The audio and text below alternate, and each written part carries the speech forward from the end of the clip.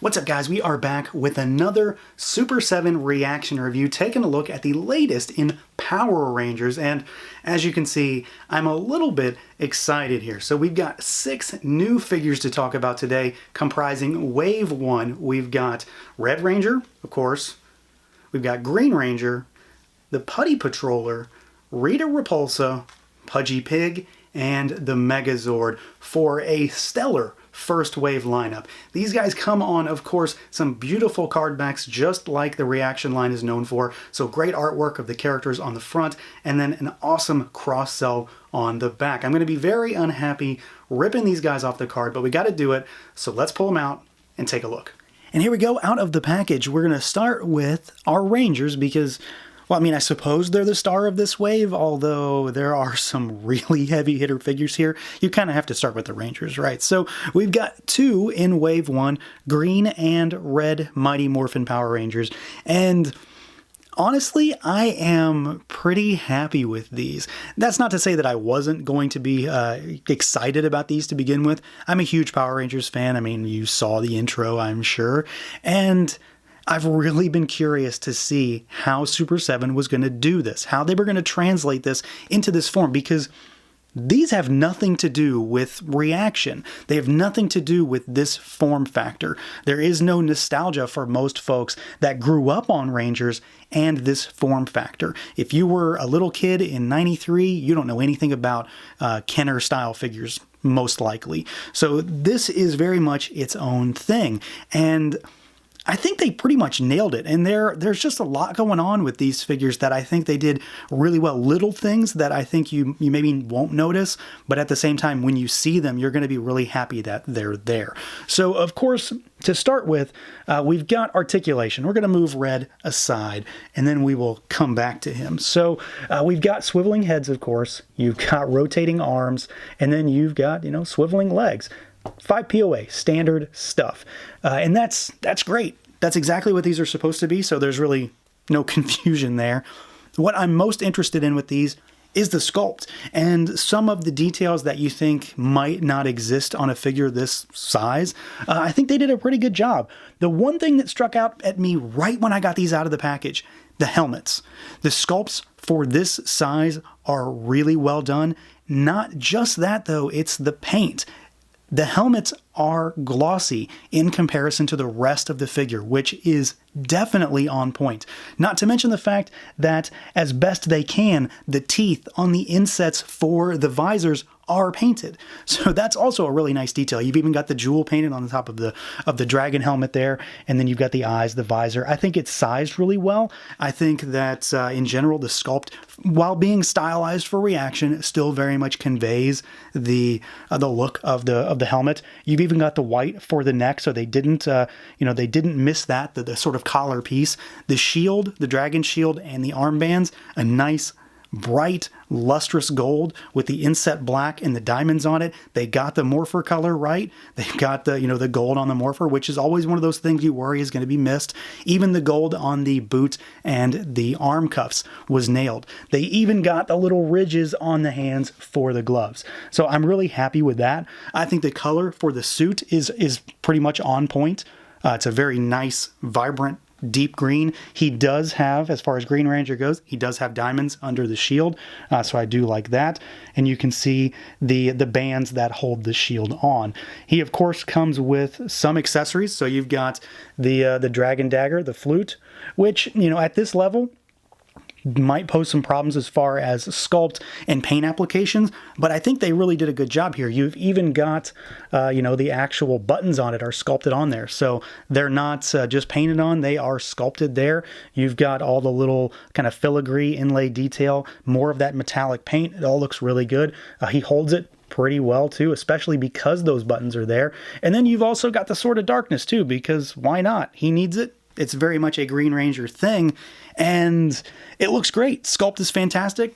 Paint is really well done. Again, more of that super bright metallic paint. So this might not be the property that you think translates to reaction like all that well. Kind of one of those, well, why kind of things, like why would we have this in reaction?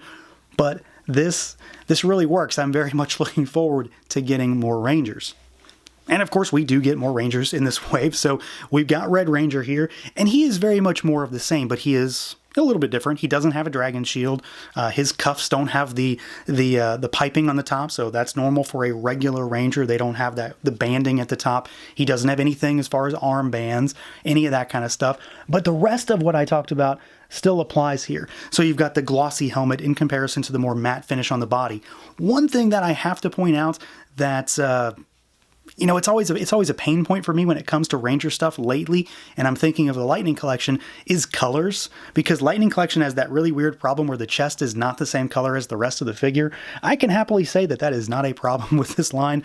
I'm really, really happy with the overall consistency of the plastic used, and the paint for the white diamonds and the red diamonds is really clean and crisp and just on point. He, of course, has the silver morpher down there. They don't have any details on the inside, which, you know, that sucks, but I kind of understand why. It's way too small. You wouldn't be able to make it out anyway, probably.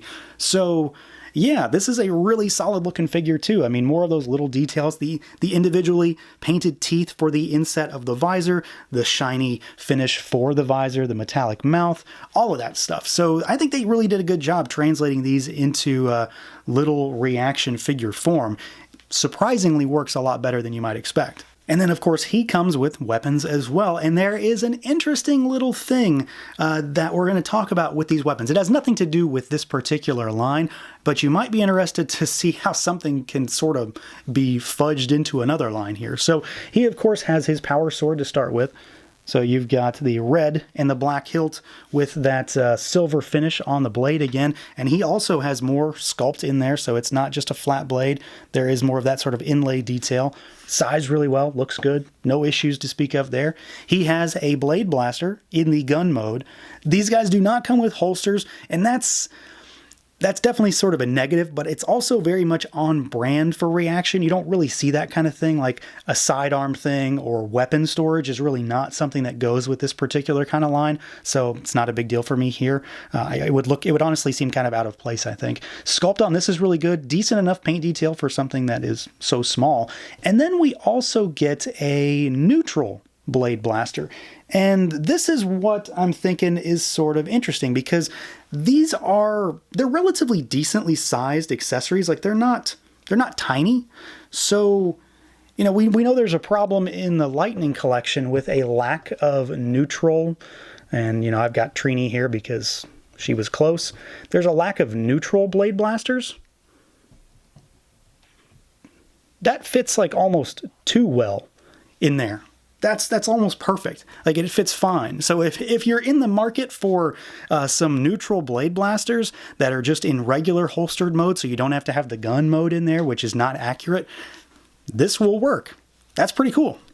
Next up, we have, of course, our big bad, and the rest of this wave is all more, strictly speaking, unique figures, so we'll tackle them a little bit more individually. And Rita Repulsa, or, you know, if you're more Sentai inclined, Bandora here is pretty amazing. There is a lot going on with this figure as well, and that really seems to be the case across the board with these. The more you look at them, the more for this kind of figure, you will realize there is a lot of little detailing here and there. She is a little different as far as articulation goes, not strictly speaking in terms of format, but just because she has a dress. So you've got a head that can swivel a little bit side to side. She does have like that crazy collar, so you've got that kind of gets in the way. She's got swiveling arms, and then she's got swiveling legs, but they look like that, which is pretty normal for a chunky figure that has like a dress or a skirt piece. So nothing too crazy there, just worth pointing out. There is a lot going on though, again, so she's, got the Madonna bra thing with the black and the gold paintwork. All the line work on this is really clean and crisp. You've got that gold piping that runs around. You've got metallic again, which is a big theme with this wave, all over the figure. On the back of the skirt piece, you've got it up top in the hair, and then of course all that gold piping. Again, the face I think is really well done. It's a little bit stylized as far as this. I mean, you're not going to really get a true likeness to either the Japanese actress or the American actresses that took over. But I think it's a pretty good interpretation. It also gives that sort of evil, laughing, maniacal expression where she's making a monster grow, or just just cackling incessantly. So I'm really happy with the overall expression. The hair sculpt, the band at the top of the head looks really good. Also from just a small detail perspective with the sculpt, and then that line work. I think my favorite aspect of this entire figure, though, is probably the staff, because again, you have to take things at a different perspective when it comes to this particular line, but there is so much going on in this. The sculpt on its own is really well done. All of these little details are sculpted in, so they're not just paint, they're paint with sculpt underneath them, obviously. She holds it in her left hand only. Her right hand is a more open style pose hand, so you want to get this in her left hand so, you know, she can actually hold on to it. But there's a ton of paint work up here. The sculpt is on point. It's very, very accurate in many ways. I think they just did a tremendous job on Rita. It's a really cool looking figure. You know, this is not exactly the one that I was the most excited for, because there's a lot of heavy hitters in this wave, but she is a big surprise. From that crazy expression to all this metallic paint to, again, her staff. There is a lot of cool stuff when it comes to our main villain.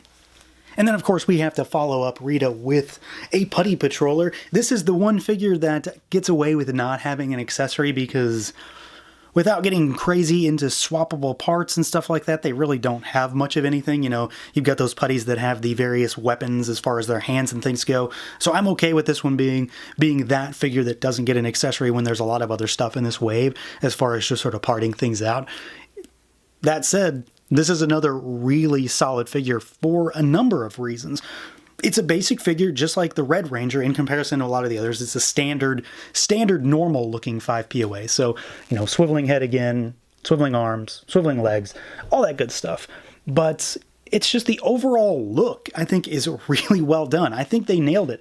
The head sculpt looks really good. You've got all those like sort of little pock marks and pitted areas, you know, because it looks sort of rocky and craggy. The hands, more of the same. So you've got all of that rocky texture. There is a nice wash in there. That's one of the things that I was hoping to see on this, because it brings out all of that texture and all of that detail. Otherwise, it would just sort of look like a little gray void.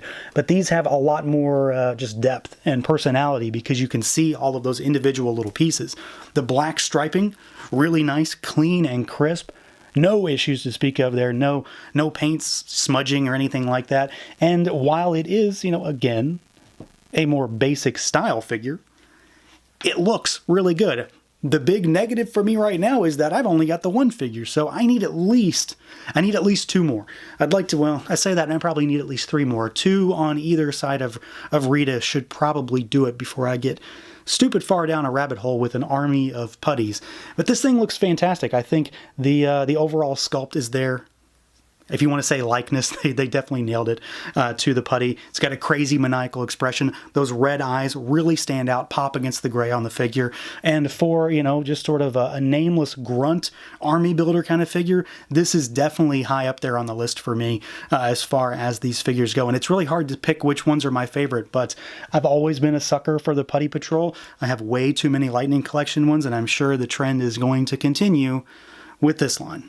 Likely one of the most anticipated, or at least the one the folks are probably the most curious about, is Pudgy Pig. So this guy is absolutely wild and just weird for a reaction figure, but this is also another one of the figures that I think they absolutely nailed, because, I mean, just look at it. It's crazy for one. It's also really, really big. So it's more deep than anything else. Like it's got a huge profile on it. But I think overall, you know, they really nailed it. It does, of course, need to be posed a little bit differently because of the fact that it does have a tremendous noggin. Well, its head is its body, but it's still the same kind of figure. It does not have any any head articulation, but you've got swiveling arms and you've got swiveling legs down here as well. But it's all about the sculpt and the accessories on this guy, and I think they really nailed it. It's a really cool looking figure. The sculpt on it is absolutely gnarly. The paint on it is tremendous. He's got kind of an overspray all over the entire figure. This is one of those instances where one of the things you might not expect people to catch or to get is that he had hands. Like in the suit, there were actually hands. So he has hands that hold on to his weapons.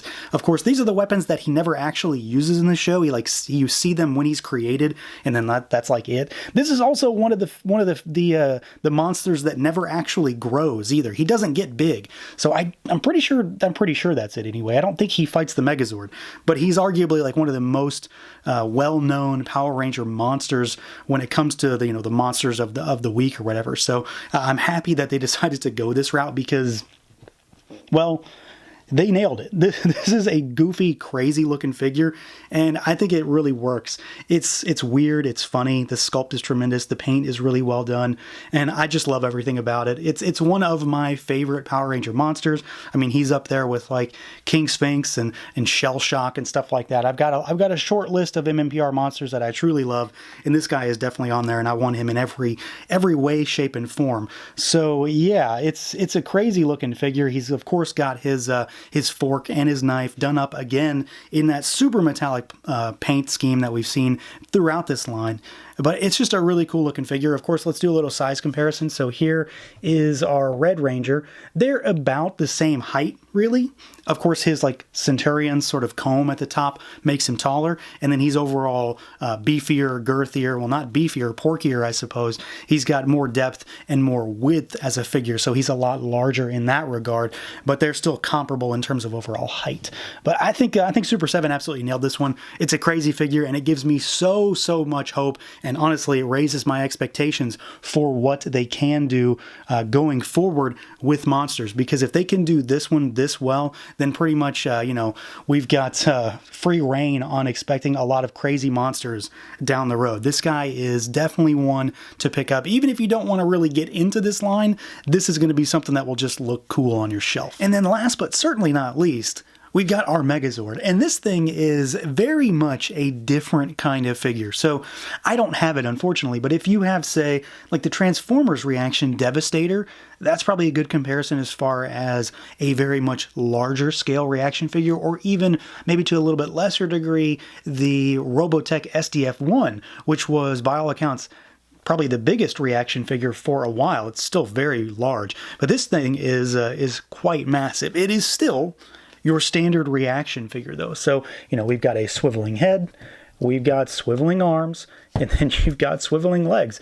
And that is it. So it's your standard 5 POA kind of figure, but its size is really what makes this thing stand out. And of course, its overall sculpt and deco, because there's a lot going on with this figure. I do think I've noticed an issue with this thing though, which I will point out right away. I do think that there is a lack of red paint on the Megazord's face. The area around the eyes should be entirely red, and it's black here. There are a little few hits of red, but not enough. So I do think that might be a bit of an issue. I don't think it's unique to mine. I've seen it on some pictures, and I believe it's on the back of the card even as well. If you take a look, you'll see that it's basically all black around that also. Beyond that though, this thing is very much like covered in paint, and I think they did a pretty good job of translating the Megazord into reaction-ish style, because this thing is not your normal 3 3/4 inch figure.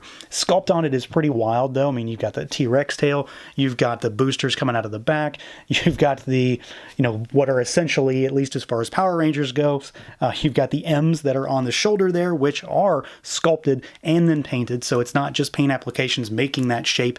It is, of course, sculpted in there. You've got all the silver metallic paint, which does look really nice. Nice vibrancy, really good luster to it. Shines, as you can see, really well with some super bright lights when it hits it. And then all of the little details as far as making this thing pretty suit accurate in many ways. Things like the way the saber tooth is tucked in down there, the tusks on it, or the teeth, I should say, and then of course the Triceratops down there also. Everything looks really good. I think maybe the only thing that's truly amiss is probably the paint around the eyes. It is very much the Megazord done up in this style, so it's not exactly suit accurate.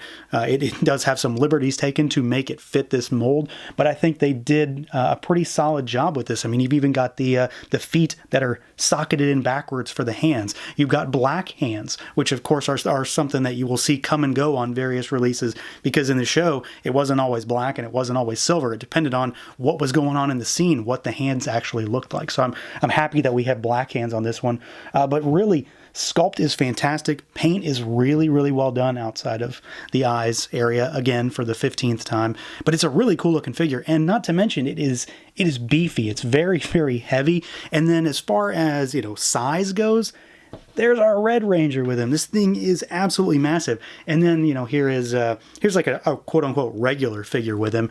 So you've got a Figure Arts Goku. They're the same height, basically. So you can get an idea of exactly how big this thing is. Sure, it's not really going to scale with much of anything, but I think it fits in really well with the reaction line, not to mention the fact that you'll be able to throw him up against the monsters in this line, which are obviously going to be of a larger scale already that we've seen.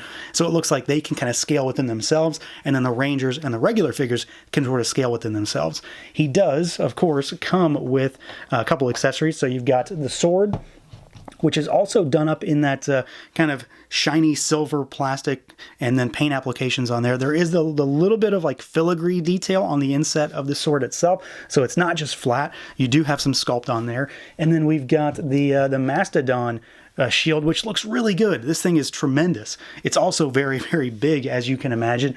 It just fits into the hand just fine. You've got the trunk, the tusks, again, all done up with that super shiny silver paint, and then you've got the yellow piping all over it. Really makes it stand out against the black. So, I mean, this is a really cool figure. That's probably... Well, I mean, Pudgy Pig is kind of a hard thing to top with this line because, again, I love the goofy stuff, but this is a really solid start to what we should be seeing with Zords when it comes to the line. So I really want to see more of this. I'd love to see a Dragon Zord in this style. I'd even love to see, just the regular Dino Zords taken apart. Give me a Tyrannosaurus in particular. I would love to see that. But this guy, I think, is off to a really, really good start for this line. So yeah, this is a winning wave of figures. If there is one issue that I can really think of, it's the Megazord's eyes. That's really it. They need to be more red and less black. But otherwise, the sculpt on all of these figures is absolutely there. They seem to be far more decoed than most reaction figures.